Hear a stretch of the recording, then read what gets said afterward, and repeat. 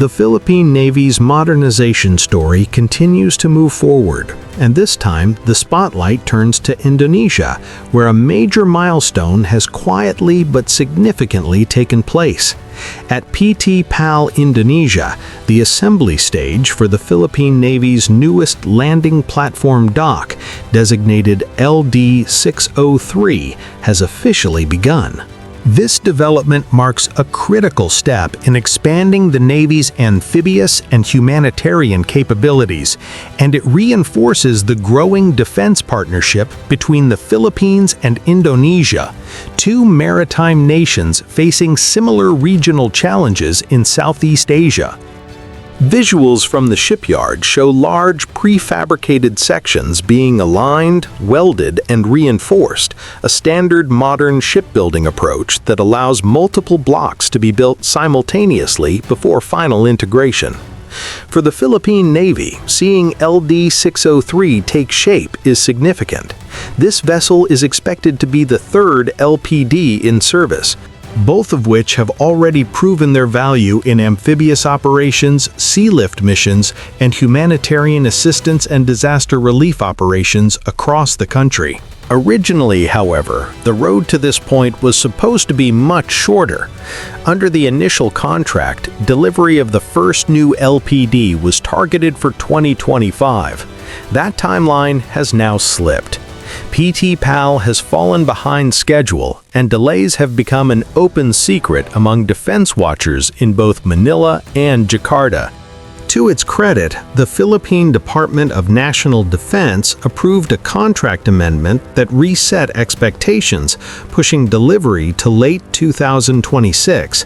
This move avoided immediate penalties and allowed the program to continue rather than collapse under unrealistic deadlines. But the reasons behind the delay reveal deeper lessons about defense procurement, industrial capacity, and the realities of modern shipbuilding. According to sources familiar with the contract, PT PAL reportedly submitted a pricing structure that turned out to be overly optimistic. In simple terms, the company underbid the project. As material costs rose globally and supply chains tightened, particularly for specialized steel, propulsion components, and combat support subsystems, PT PAL found itself constrained.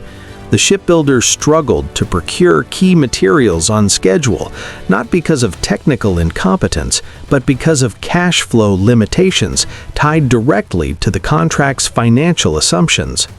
This forced PT PAL to rely on revenue from other major projects, notably the Indonesian Navy's Merah Putih class frigate program, to stabilize its finances and keep work progressing. In effect, LD-603 became a victim of timing, global market conditions, and pricing miscalculations, rather than outright neglect. For the Philippine Navy, this situation underscores an uncomfortable but important truth. Affordable contracts are attractive, but sustainability and delivery assurance are just as critical. In naval procurement, the lowest bid does not always translate into the fastest or most reliable outcome. Still, the fact that PT PAL has now reached the assembly stage suggests that the most financially vulnerable phase of the project may be behind it. Block assembly is resource-intensive, visible, and difficult to pause without serious consequences. Once hull integration begins, momentum matters. The key question now is whether PT PAL can meet the revised late 2026 delivery timeline. The start of assembly is encouraging, but significant milestones remain: hull completion, systems integration, propulsion installation, electrical work, harbor trials, and sea trials. Any disruption in supply chains or financing could still introduce further delays. LD-603 represents more than a delayed ship. It is a test case, a test of regional defense industrial partnerships, a test of contract realism, and a test of whether modernization programs can adapt to real-world economic and industrial constraints without derailing long-term capability goals. As steel blocks continue to come together in Surabaya, the shape of the ship is becoming visible. With it comes the hope that lessons have been learned on both sides of the contract. For PT PAL, accurate costing and delivery discipline will define its reputation beyond Indonesia. For the Philippines, balanced procurement, where affordability meets reliability, will determine how fast modernization truly moves.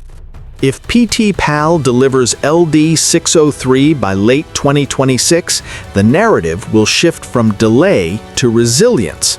The Philippine Navy will gain a critical asset, and regional defense cooperation will gain credibility. If not, the program may become a cautionary tale cited in future acquisitions. If you found this video informative, don't forget to like, share, and subscribe for more updates on Philippine defense and modernization. Thank you for watching. See you in the next video.